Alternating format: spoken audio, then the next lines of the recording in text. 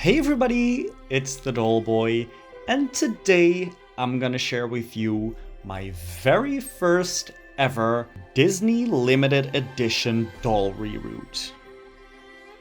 I recently bought this beautiful second-hand Cinderella limited edition doll that came out to celebrate the 50th anniversary of Walt Disney World.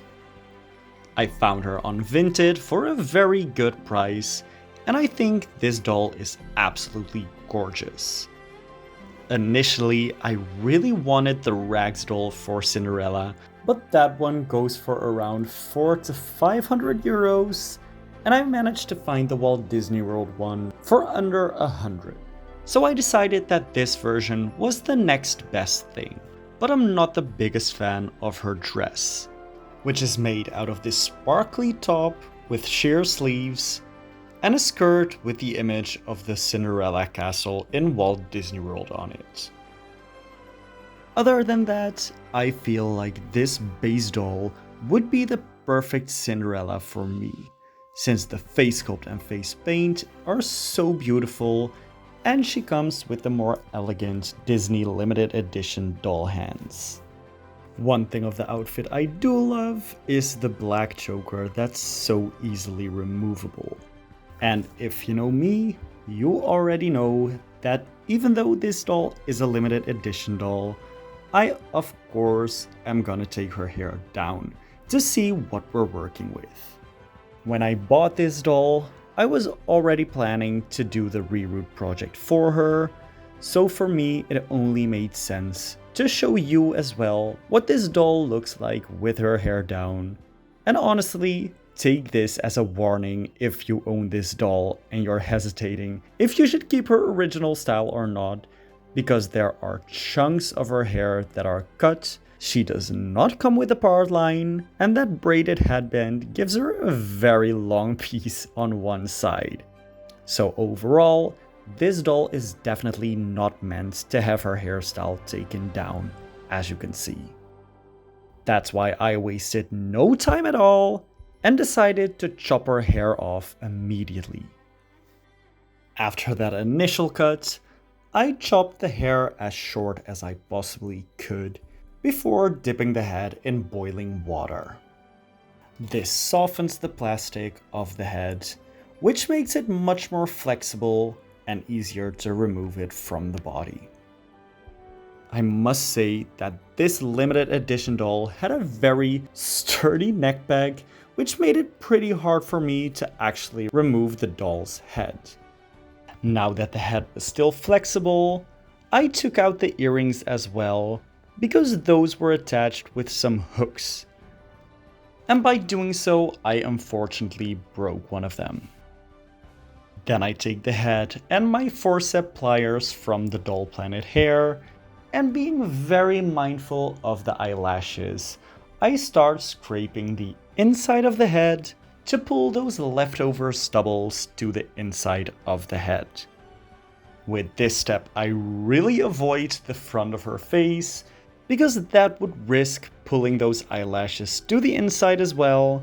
And for this specific reroot, I really want to keep Cinderella's original eyelashes. Now that the outside is looking super clean, you can see that we gathered everything on the inside. Using those same forceps pliers, I now open them up to pull out all the junk from the inside. With these limited edition Disney dolls, you don't have a lot of glue holding the hair together, so every now and then I like to dip the entire head in the water again, because that makes the hair stick together a little, making it much easier to pull it out. Then once the entire head is empty and clean, I prepare my reroot hair to start the actual reroot process. For Cinderella's colors, I really wanted to give her some darker, more golden blonde hair, and for that I used golden chestnut blonde, Tuscan sand, and Wead blonde from the DollPlanetHair. That Wead blonde is much too bright for my liking, so I will be mixing that with the golden chestnut blonde to create subtle highlights. As the main color for this Cinderella doll, I'm gonna use that golden chestnut blonde because I really like how that color looks on her. The Tuscan sand hair is slightly darker than the golden chestnut blonde, but still has that very warm tone to it. So mixing all these colors together will give a very nicely blended high and low light effect. The length this hair originally comes in is 36 inches, so when you're using the folding method, the hair will be touching the floor on a 17-inch doll. For the look I was going for with the Cinderella doll, I didn't need that, so I decided to cut the hair in half before using it on this reroot. For the actual reroot process, I'm taking my trusty reroot tool from the DollPlanetHair, and I always like to start the process on the back hairline so that if I make some mistakes in the beginning, you won't be able to tell as much. To get the new hair in the head, I simply wrap one strand of hair around my finger, pick it up with the tool, and insert it into one of the holes on the head. I keep repeating the same steps for so many times. One thing I did notice with the hairline for this doll is that the holes were so small and so close to each other that I actually separated most of these hairs on my table another time, just to make sure I wouldn't rip any holes and I would keep the hairline very fine and looking really neat. After finishing the back hairline, I wanted to tackle that part line. As I mentioned before, originally this doll did not have a rooted part line, which on one hand gives me the extra struggle that I want to add it, and on the other hand gives you a lot of flexibility on the placement of the part line. So now is the time to decide if I want to give her a middle or a side part. And I went for this slight side part in the same side that her eyes are going towards. I didn't want to go for too deep of a side part because I'm afraid that might make her look too similar to Aurora. To actually create the part line, I like to take my reroot tool and flip over the needle so I just have that pointy end sticking out. Then to make the head more flexible again, I dip it in boiling water, and then I take that needle in my reroot tool to create my own holes in a straight line from front to back. If possible, I like to use the existing holes from the head as a guide, and just filling up the space in between those with 1 or 2 holes, depending on how big the distance is. As you can see, the holes I created are very small because of the needle size, which is great because it will give you a very dense hairline, but it also makes this process a little harder because I'm afraid to add too much hair to one hole. That's why I went in with smaller sections at a time, and then going back to refill each hole once again. Adding 2 small sections to the same hole for me is much easier and safer than adding 1 big strand to each hole all at once. That's because when you add too much hair at once, you really risk ripping open the holes and tearing the part line. Then once I've added all the hair to the part, I simply take the pointy end of my rat tail comb and drag that through the one straight line to separate it into 2. With the hairline and part finally out of the way, here comes the fun part. I mixed some of the Wead blonde together with the golden chestnut blonde for the highlights on the left, and I've also got some Tuscan sand laying there on the right. And now I'm just gonna mix these colors as I go to create that blended high and low light, which is gonna give this doll so much dimension while still keeping that subtle overall color because I did the full hairline and part line in the solid golden chestnut blonde.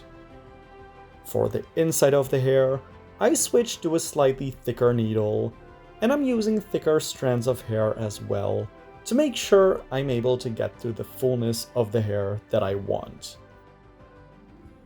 As I was working with these highlights, it kind of shocked me how big the contrast was with those darker colors.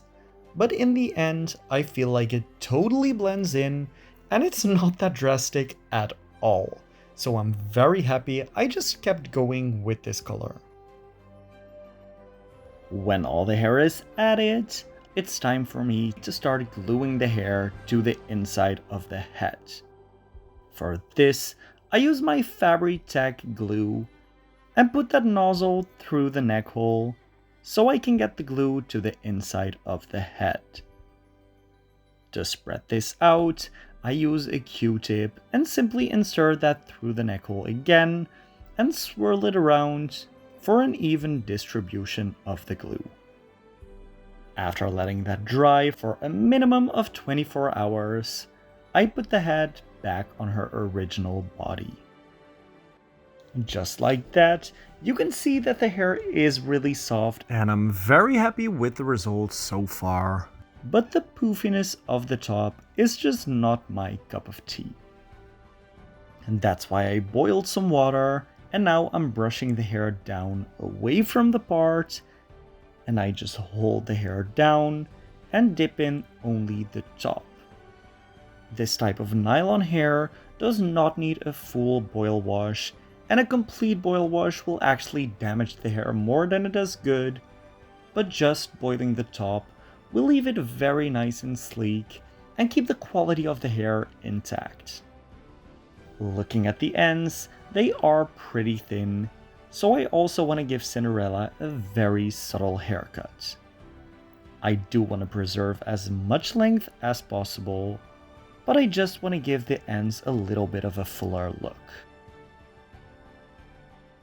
Then for the front, I'm not sure yet if I want to go full on swoopy bang or keep it more of a one length style, so for now I'm just giving her some more subtle face framing layers because I can always go shorter in the future. For the look I was going for, I also wanted to give her big bouncy waves, so I'm adding in some perm rollers and letting them sit overnight until I was in Disneyland Paris, where I wanted to take some pictures of her. Taking out rollers on the location of your pictures is the perfect way to preserve the hairstyle and keep it looking very fresh. So I just sat down in front of the castle taking the rollers out, right before taking these pictures. I really hope you liked this video and my very first limited edition doll reroot. If you want to see more of my videos and doll reroots, make sure to subscribe to my channel and leave a comment down below who you want to see get new hair next. Then to see more of my doll pictures, also make sure to follow me on Instagram @TheDollBoy. See you next time!